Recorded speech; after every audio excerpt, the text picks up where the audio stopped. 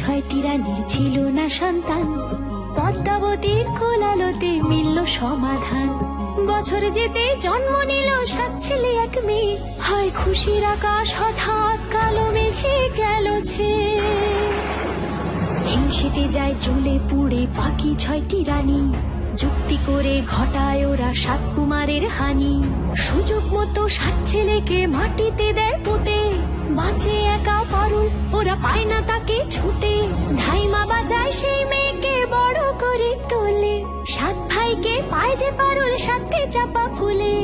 এত কিছুর পরেও রাজার বিপদ যে কাটে না, সূর্য নগরে সুখের সূর্য আর ওঠে না।